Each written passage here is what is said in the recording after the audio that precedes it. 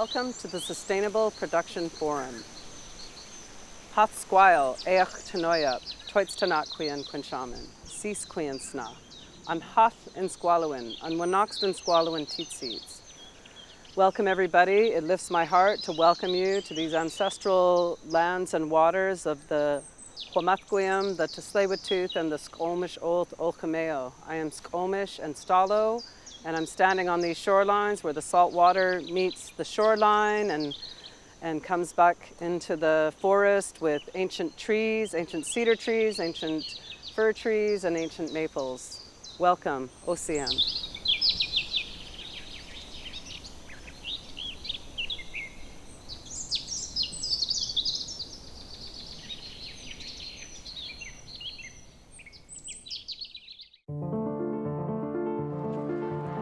It's our job at CBC Radio Canada to report on what we, as Canadians, care about.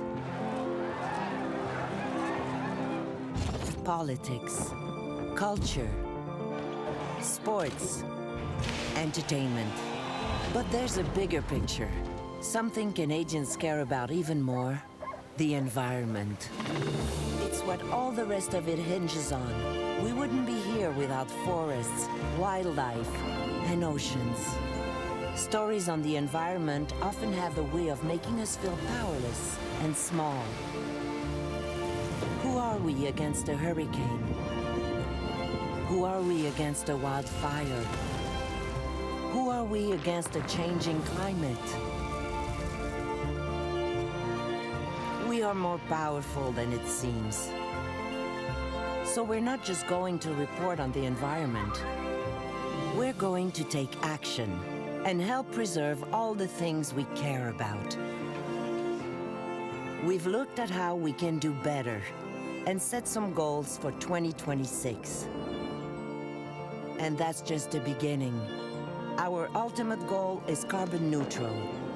As we move towards zero, we will report on our progress. Keeping you informed is our job, after all.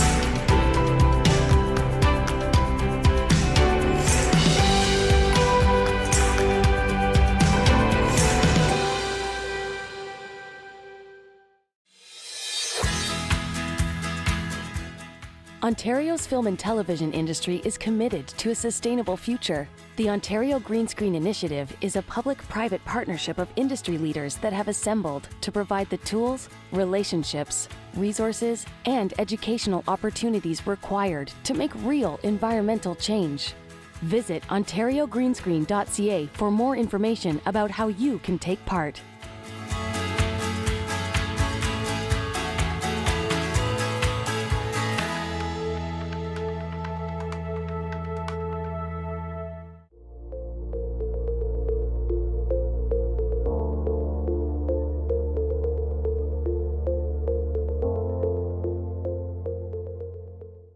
Welcome to SPF 22. I'm Zena Harris, President of GreenSpark Group and Creative Director of the Sustainable Production Forum. Hi, I'm Melanie Wendell, Executive Producer of the Sustainable Production Forum. Thank you for being here with us. I'd like to thank Cease Weiss for that wonderful traditional welcome. I'm tuning in from the traditional territories of the Blackfoot Confederacy, Siksika, Kainai, and Piikani, the Tsuut'ina Nation, the Nakota Nations, the Métis Nation Region 3 in the Treaty 7 region of Southern Alberta. Today, I'm tuning in from the traditional territories of the Puyallup and Coast Salish peoples of the Puget Sound area. This virtual event is coming to you from around the globe. And if you are unsure of whose traditional land you are watching us from, you can visit native-land.ca or indigenousworld.org to learn more. Those links should be popping up in the chat shortly. Please share with us in the chat where you are tuning in from. We are so excited to welcome you back to the 7th Annual Sustainable Production Forum. It's a delight to gather again. For the better part of 2022, Zina and I have been discussing your pain points, your successes, and figuring out how we can have an impact and move the needle in decarbonization in our sector. We have been meeting with leaders, experts, change makers, and disruptors for the last 6 weeks, having incredible conversations, and we are excited to share them with you throughout the month of October. If you have occasion to be in Vancouver, Toronto, or New York City, don't forget to check out our in-person events. Please introduce yourself. We love seeing the community grow. Something special about SPF is that it is a gathering place for stakeholders across the entertainment industry, and we are very grateful for the support, collaboration, and allyship we have developed with our partners. The SPF 22 lead partners are presenting partner, Real Green, Creative BC, Motion Picture Production Industry Association, platinum partner, MBS Canada, signature partners, CBC Radio Canada and Telefilm Canada. Please visit our website or check out our sponsor page on the event platform to get to know all our partners and vendors. A bit of housekeeping. Please take an opportunity to engage with the community board, to post or take our polls during sessions. Say hello to our partners and vendors. Please help us gather important measuring points by participating. Join the social media conversation by using the hashtag SPF22.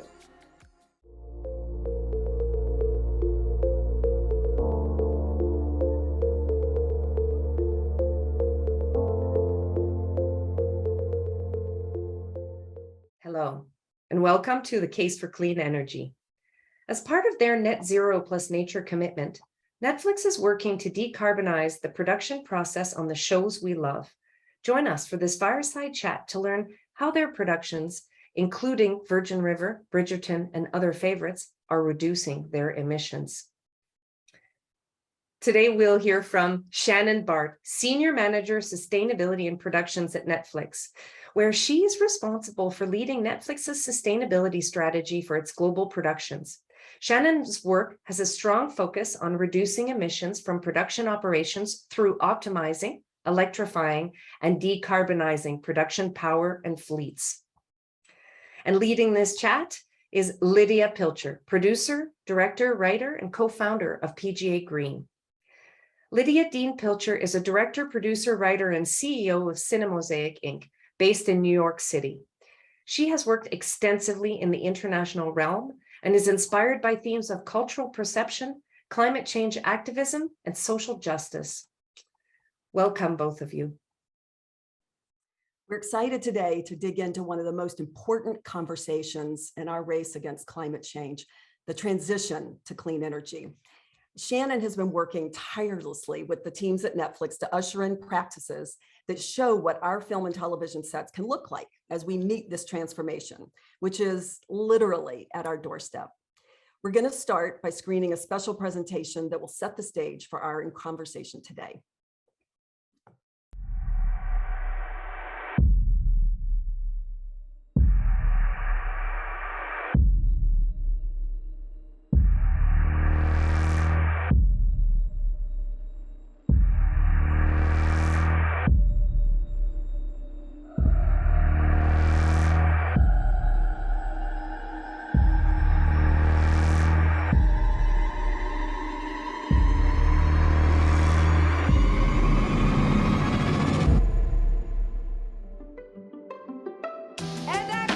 We've needed to do this in the film industry for a long time. With climate change, it's time to start thinking about the fuel consumption and reduce overall. There's a stigma that's been around our industry for many years with regards to diesel and fuel and just waste in general. I actually really enjoy that I'm on a show that's making the efforts. Good. Looks like you have a plan. Tell me about it. We're here in day 5 of season 5. We have yet to use diesel to power our set, and looking into the next week, I don't think we'll be using the diesel generators on set. So you've got to actually say to people, oh, you know that you're used to having one of those. You've now got one of these. It's just as reliable, if not twice as reliable. Using this technology, it's made our lives a lot simpler. We're able to work a lot quicker.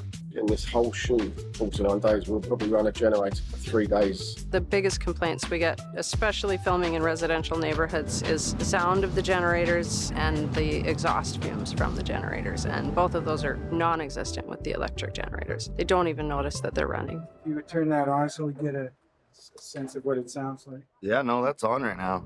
Yeah. To make it a little easier for the residents, there's no gas run generators in this whole shoot for the next 6 days. How wonderful.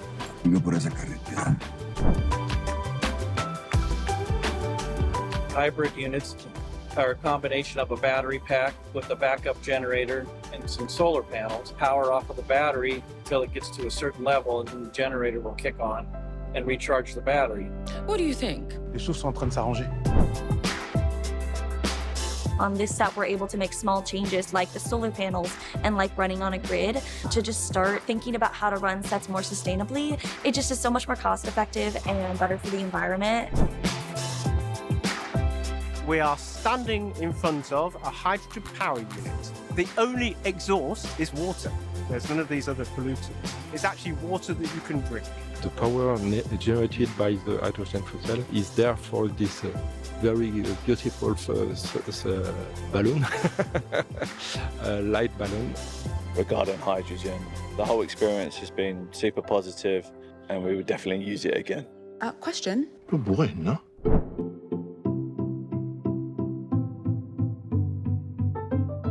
We're using EVs. We've got 9 of them on the show. We have our rigging departments that drive an EV if they need to go out and pick up something small instead of using the 5 tons. It's all electric, it's nice and smooth. I think that there needs to be more charge points in normal life. Driving an electric van is no different than driving a normal van. You've got to plug it in the same way you have to fill it up. EVs will pay for themselves. As we continue to make films and look at that, we also have the responsibility to now say, how can we have done that more sustainable? How can we have done that greener, friendlier? Good start. What else?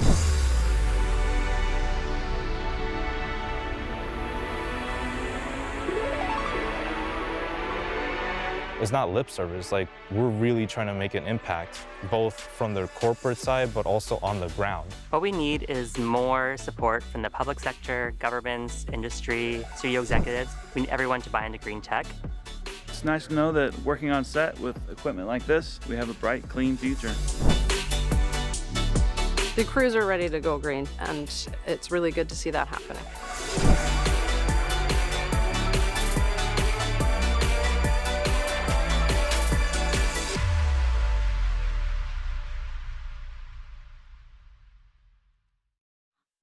Shannon, I recently finished a science fiction film, and there's a line that says, are we in reality or is this a simulation? And when I see that sizzle reel, I'm like, this is reality?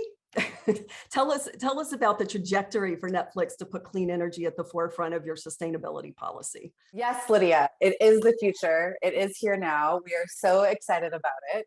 And it's a great question. I think it'll be helpful to take a step back and talk a little bit about our sustainability goals and strategy. So when Netflix established our sustainability office and our targets, we recognized that we were a little bit late to the game. So we're working to make up for that in ambition and speed.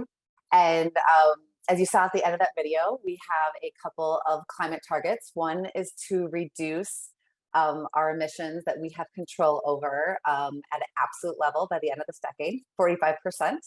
And the other is to achieve net zero residual emissions this year by the end of 2022.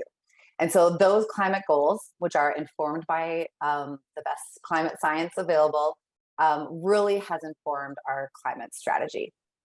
Now at Netflix, over half of our company's carbon footprint is from production. So that has put a very focused effort on where we focus our efforts with our sustainable production program. And so because we need to significantly reduce how much fuel we use and our emissions from electricity this decade, we know a couple key things. One, we know that we need to work to transition our productions off of diesel generators. That is a source of fuel use on production. And we know we need to transition towards electric vehicles because that is actually the largest source of fuel on productions. And so that really informed our efforts now, and is why we've had such a focus on these pilots this last year and this year. And I just want to say, because Shannon, you and I have known each other, it's over a decade, right? I'm working on the producing side, you're working on the studio side. We were there at the beginning from greenproductionguide.com. And one of the exciting things about partnering on this website, which is a free public website, is that now we're at a place where data can be aggregated. And I just want to say also, as a way of setting up our conversation, that the studios did a carbon emissions report about a year ago, and it was very revelatory in terms of exactly what you're just saying. It showed that fuel use and our carbon emissions, and it doesn't matter if it's an independent film, it could be a tentpole movie, it could be an episode of television, but the range that fuel use takes up is between 48 and 58% of your emissions, regardless of the size of the show. And about 70% of that is fuel for vehicles, and about 30% is for generators. It varies a little bit show to show, but we were really able to see in the data the significance of this piece of the plan of action for us. I also, just before we get into the nitty gritty, because there's so much to talk about in terms of technology and all this great stuff that you're bringing online, I want to take a beat to talk about the system that you've created for ensuring sustainability on your film and TV sets. I think it's really significant. My understanding is that every original Netflix production has a dedicated sustainability advisor. And then there are regional supervisors who oversee the teams on the ground. I recently spoke with Louise Smith in the UK, who oversees 10 films for Netflix. She's a regional supervisor there. And then they can take a broader view to infrastructure and innovation. And this has got to be an important part of your success and implementation. Yeah, so the way that we're set up, and first I want to take a step back and give a huge shout out to the reports that are on greenproductionguide.com. Okay. Because they're really valuable. The Sustainable Production Alliance, in partnership with the PGA, published a carbon emissions report that shows the impact of different types of productions, as well as more recently posted it by region, right? So you can actually see how the fuel use breaks down if you're in Los Angeles versus Atlanta or Vancouver or Canada. I don't think it's broken down by city, but in Canada. And so that is really great information. So definitely check that out at greenproductionguide.com. And then when it comes to how we're operationalizing our sustainability strategy at Netflix, we know this is a transformation and it's not going to happen automatically. So we've really thought about how can we support our productions in this process. And there's a few things that we've done. The first is that, yes, we do have on all of the productions we directly produce, we do have a role, we call it the Production Sustainability Advisor. And that person is there to help support the production, reduce their carbon emissions from the production. I think the industry has had a role for a while now. Previously, it's been called environmental steward or green PA. And this is really an advancement of that role. It's more focused on carbon reductions. And we're really excited to have that embedded resource that the production hires. In addition to that, we have regional sustainability advisors in our key markets. So it covers many of our productions, and they really are folks that are knowledgeable about production, understand production, as well as very knowledgeable about sustainability and the technology that our productions can use to help reduce the production's carbon footprint. And we take an approach that's called optimize, electrify, decarbonize. So first we work with the productions to be as energy efficient as possible. Then electrify whatever power we can, whether that's tying into grid power or using electric batteries, as you saw in the video, and then finally decarbonizing that energy.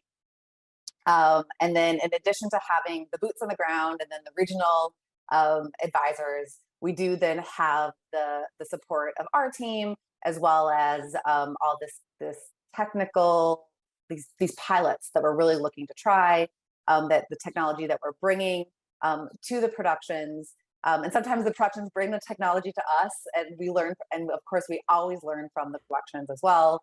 And then it's this mutual relationship where we're trying out the technology, seeing where it works, seeing the best way to use it, and then building on that knowledge from production to production. Shannon, can we take a beat to talk about the system that you've created at Netflix for ensuring sustainability on your direct productions? Definitely. So you saw Virgin River was featured in the video. So they are currently right now in production of season 5. Last year, when we first started working with them, they were in production of season 4. That's in Vancouver, right? They are in Vancouver. Last year they piloted one of the large electric batteries, and their results in the early pilots, they had it for the whole season. They saved about 20% of their diesel generator fuel use in that early pilot, which was a great result to see. Now that the team were getting used to the battery, and they were like, this season we'd like more. So this season they decided that they wanted 2 of them. So they've now rented 2 of the large batteries, as well as a handful of small and medium-sized batteries. So they have more batteries this season, and they're still in production, so the numbers are still coming in. But to date, we're tracking at about a 40% savings compared to diesel generator, of a 40% reduction in diesel generator fuel use compared to what it would have been this season if they didn't have the batteries, which is just phenomenal to me. And like seeing some of the technicians talk about that in the video, you can see that they have had some days where they don't need to run a diesel generator at all to power set. They're not using diesel generators to power their set lighting, camera, sound. And so that is really exciting to see. And what we're hearing from the ground from lots of different productions who are piloting these batteries is that there's a lot of agility benefits. You saw that in one of our other productions in there, that they're getting access to locations and residential streets that aren't allowing diesel generators, which is pretty cool. The UK production that was in there, they ended up using a diesel generator for only 15 hours of their entire on-location shoot, which is pretty phenomenal for the set, for powering the set. And it's just exciting. I mean, this is the future now. Like you said, like, is it sci-fi? Is this happening? And the reality is this is happening now. You have to think differently. Like, it doesn't automatically happen, right? Like it does take some learning. It does take power planning and thinking about how you're going to use the batteries, how you're going to recharge the batteries. So there is a bit of a learning curve, but it is possible. And I think that's the exciting message, is that it is possible. And then a few of the other specifics that I think are worth sharing, back to Virgin River, they have those electric cars. Already to date, those electric cars have driven about 100,000 kilometers and saved over 10,000 liters of fuel, which is really exciting. And they're replacing SUVs. That's what they're replacing. But what's so cool, and this is where you think about optimize first, is sometimes those electric cars are being dispatched to replace a run that a 5-ton truck would have done, right? So there, we're not only electrifying the transportation fleet, we're optimizing it, right? Like maybe what needs to get picked up is small enough to fit in the car. You don't need to send a truck. And I'd like to point that out, because I do think that even if your production doesn't have access to electric vehicles, or that's not something that you can get on your production right now, you can still optimize, right? You can send a car or a van instead of a truck and save fuel now. So optimizing is something that's accessible to everyone. That's great. And, I think renewable energy in general, I mean, when we talk about renewable energy sources, we're talking about wind, solar, bioenergy, and hydropower. And I know that on Bridgerton, you used green hydrogen and replaced multiple diesel generators. We don't have it in America yet. I don't know about Canada, but it seems like a new technology that's going to be amazing for all of us. Yeah, so we've been piloting green hydrogen in the UK, and we also piloted it in France on Le Pont. In the UK, we piloted it on Bridgerton season 2 on location, where we were able to shut down multiple diesel generators, and that was exciting. A note about green hydrogen. So green hydrogen is made from renewable electricity, taking wind, solar, and using that electricity and turning it into hydrogen. Hydrogen can also be made from natural gas. So hydrogen is not always made from renewable energy, but when it's green hydrogen, it is made from renewable electricity, renewable energy. So that's what we have been piloting in the UK. It was very successful in the season 2 pilot. So now Bridgerton season 3 is using it. The units, as you can see in the video, they are kind of large shipping containers. Right now, they're not the most mobile. So we are deploying them in areas where they are going to be there for a while. So Bridgerton season 3 is using it as at its stages where it needed some supplemental power. We've also deployed it. There was you saw in the video, there was another series that was using it up at a rural location where they were for about a month. And so that was a great use for it. There's been a number of other places we've deployed them. One was a large film where we were at a stage that didn't have enough power. And so we were able to bring them in to provide clean supplemental power as well. So we have not yet piloted it in the US or Canada. We believe it's coming soon. And so we're going to be keeping our eyes open for that here. And I do believe that it will become more mobile in the future as well. And great that we can learn from the people who are out of the gate first on it. Shannon, as producers, we see the budgets and we see the cost reports, and we're constantly reminded about, the box that we're trying to produce our piece of content within. And we know as producers that there's definitely times when we need to spend money to save money. But can you tell us a little bit about the realities overall with clean energy in terms of costs and savings? Yes. It's a really good question, and we get it all the time. Because I think that right now, I would say maybe most or all of the clean tech solutions out there, if you look at the weekly rental costs, they do cost more than a straight up diesel generator. But what I would encourage all of you to do is look at not only the weekly rental cost, but also the cost of operating the diesel generators, the cost of the fuel, which if we've all been paying attention to the fuel pumps, we know has been going up. And that's not something that is typically done in our production sets. We kind of keep the fuel budget a bit separate from all of our equipment rental costs right now. And so what I would encourage folks to do is to kind of, if you don't marry them in your budget, at least marry them in your head as you're thinking about things, and really factor that in when you're looking at this. And in our early pilots, we have found that there have been cases where the clean alternative has saved the production money. Not all of them. I'm not saying that that's going to happen across the board, but something that was surprising for me that I didn't know until I really started digging into this was how inefficiently we are as an industry currently using diesel generators.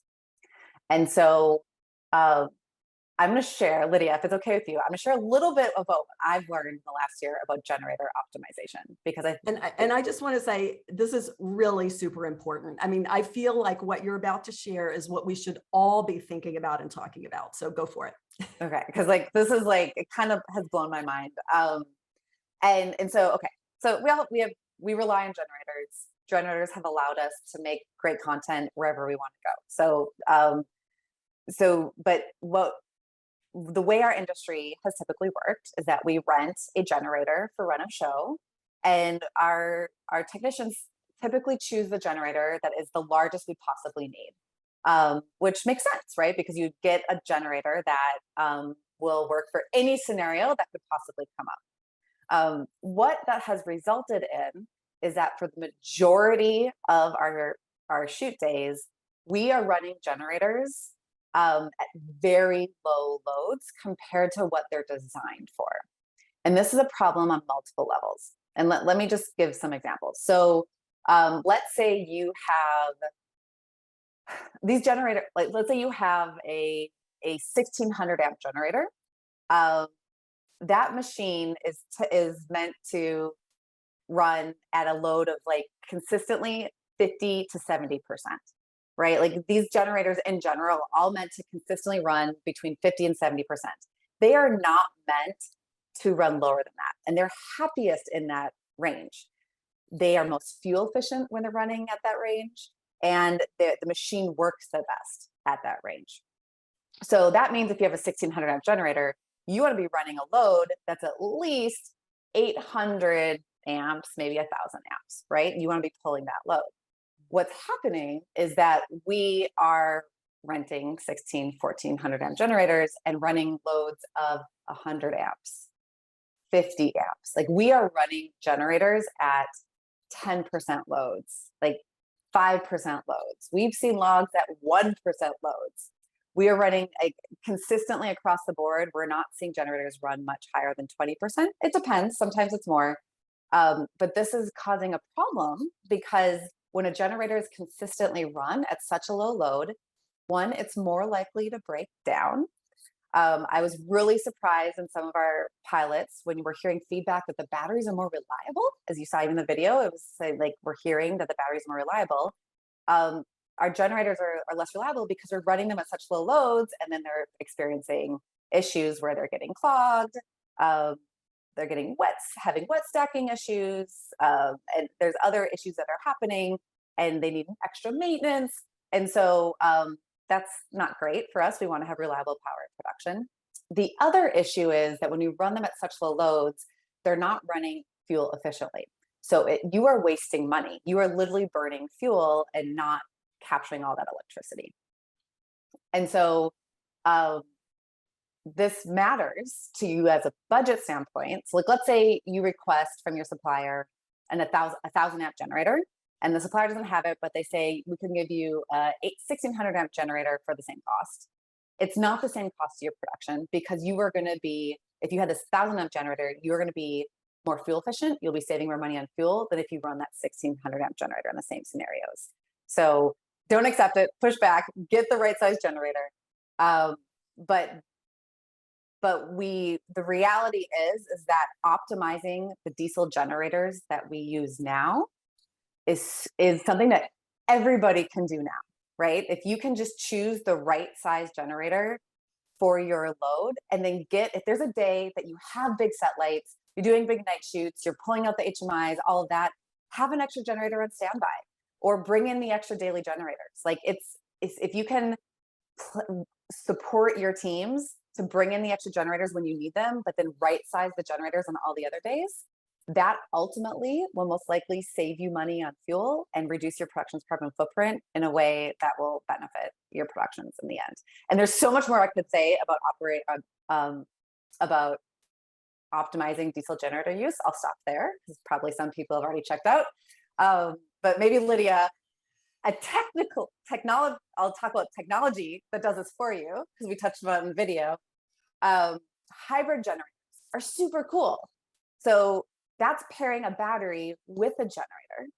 And that's where you're optimizing your diesel generator kind of automatically, right? So I think there's an example when it's used as a base camp where you have a diesel generator there.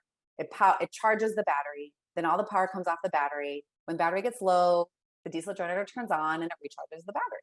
So that is another way. And when it recharges the battery, it's running at that sweet spot where it's being as fuel efficient as possible, and then it shuts off. So it's not running at that idle load and wasting fuel. I think that's amazing. And I think that I feel like I'm hearing more about that kind of technology coming into the space right now, which is more accessible to us while we wait for the electric trucks and other vehicles to come. I know you don't like to talk about it that much, but it's an interesting point that even as a backup option, using a diesel generator that you already have is more fuel efficient to charge an electric vehicle that you're doing a lot of miles to run, and it's more efficient than the gas vehicle running those miles. So we've done some analysis because as we're transitioning to electric vehicles, charging is going to be challenging for our industry, right? We're not a delivery company that has the same route every day. And so I think that's most folks, and we don't always know how many miles we need to drive in a day, right? And so I think that there's a lot of real valid range anxiety in our industry when it comes to electric vehicles, and we're going to have to find a way to charge on location. And so we've run some analysis on this, and the fact is that recharging from an existing diesel generator that's already running is still has an emissions reduction savings than using a gas-reduced vehicle. So it's still better to charge from the grid. Always try to recharge from the grid. But if you're in a pickle and you need to recharge from the diesel generator and can do it safely, then it is still better than driving that diesel or gas vehicle. And so that's pretty interesting. That's another surprise that we're learning. Yeah. No, it really, it makes me realize that we all need to start piloting and just getting our feet wet in this and not be afraid to start at whatever level you can meet the transition and, just take on some. There's one caveat. Don't turn on a generator just to power electric car, right? Don't turn on your own diesel generator just to power some electric cars. Yeah. Sometimes that works for like big electric tractors that actually might still pencil out, and big trucks, but cars, you got to use an existing diesel generator, one that's already on.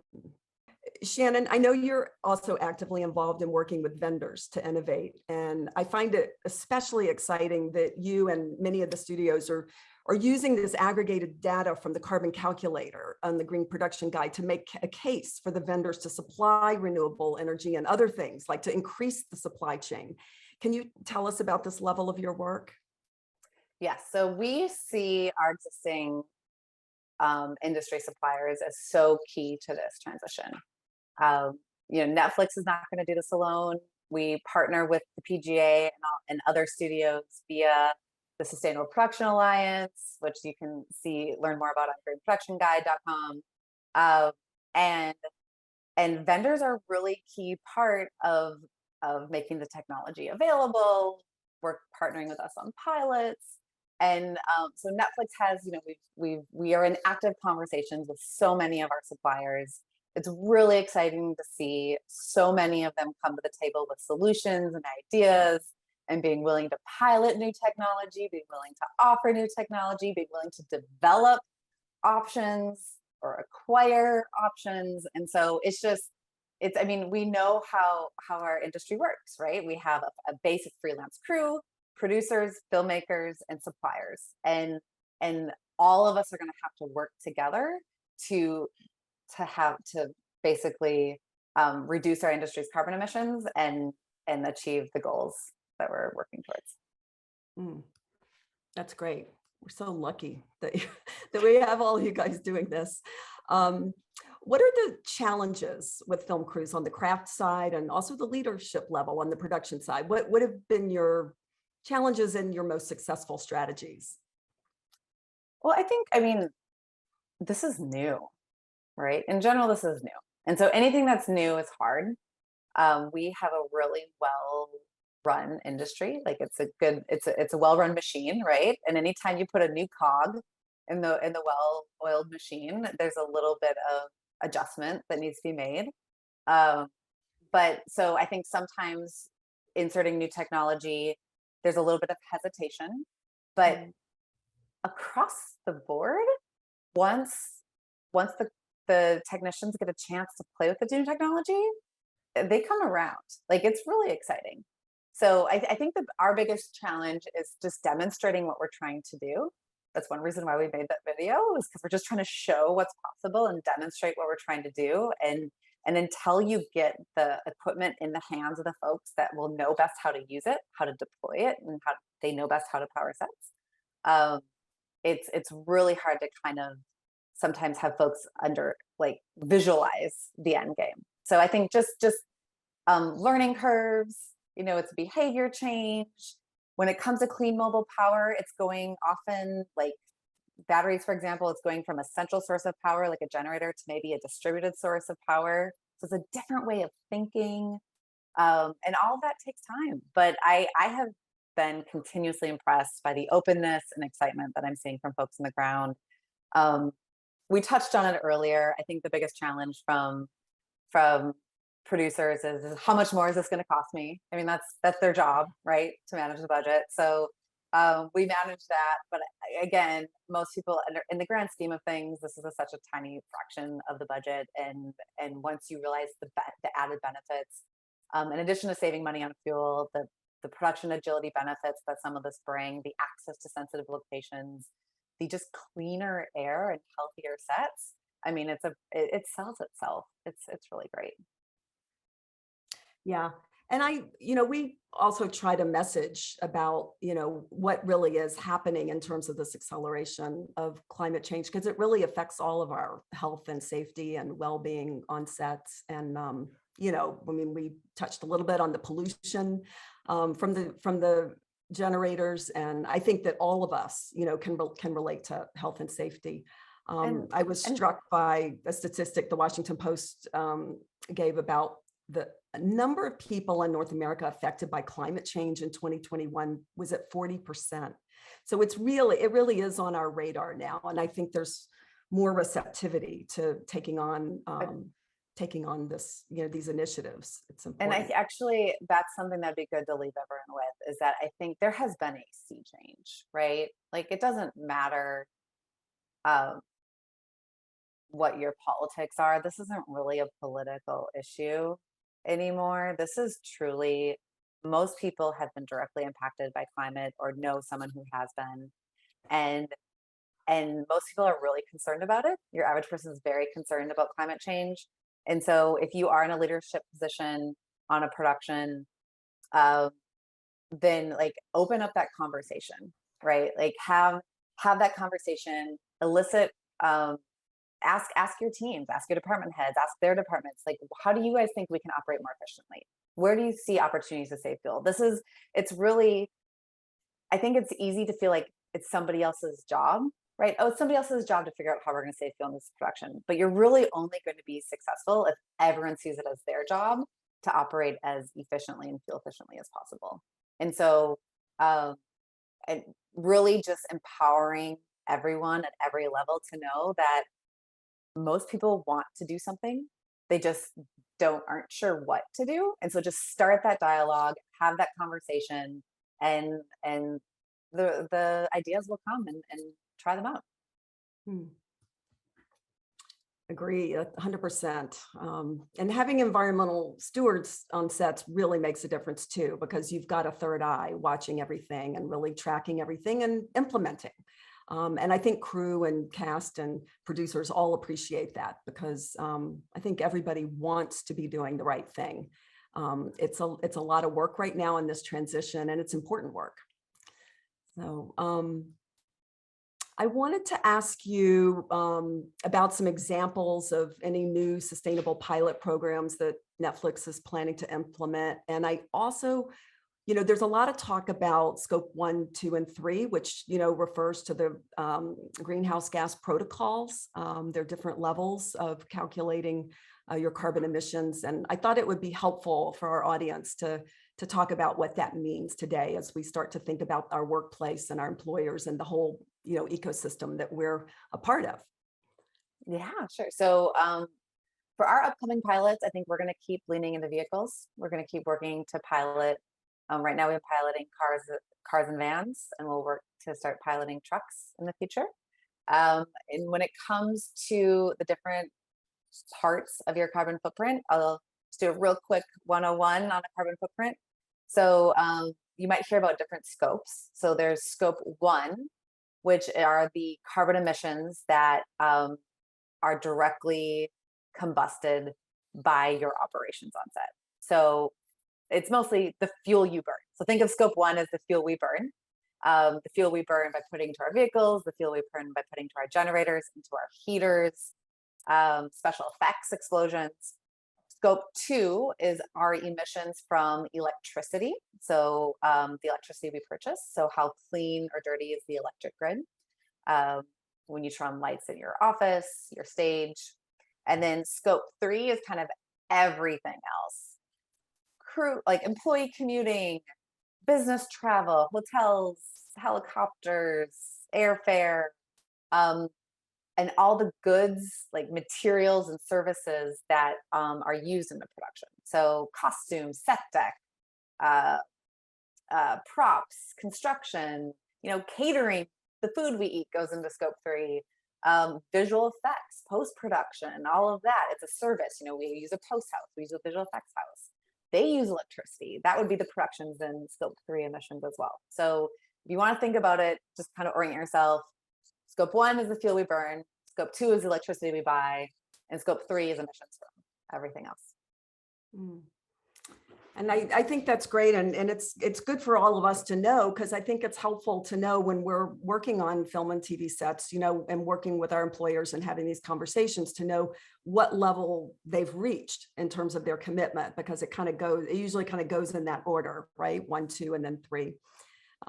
So it's helpful to understand how we're setting goals and commitments. Looking forward to the future and how fast this transition is happening. I know the biggest challenge, or one of the biggest challenges, is the transition to charging infrastructures, studio charges, mobile charging, and some, publicly available charging structures. Where do you see the time span in terms of where we are and where we hope to be in a few years? Yeah, so great question. So right now we're very much in pilot mode. For our strategy, we're taking a crawl, walk, run approach to this. And we're in the crawl portion of the strategy for both vehicles, electric vehicles, and clean mobile power. But we really are working to get to walking by middle of the decade, by 2025, so that we could be running by the end of the decade and hit our climate goals. So looking at a lot of the data that's out there on the market, we are seeing that a lot of the types of vehicles that we will need in production will be available on the market by 2025. And so that's why the pilots that we're doing now are so important, because we want to make sure that we are prepared from an operational standpoint to understand how to integrate them into our productions, so that we're ready to scale up when they really become available in 2025. And so I think that's great for everyone to be thinking about, because it does take time to build out charging infrastructure, and it does take time to really kind of start to integrate this into inventories and into fleets. So starting slowly now might make sense for some studios or companies as we work to get ready for this kind of big influx that will be happening.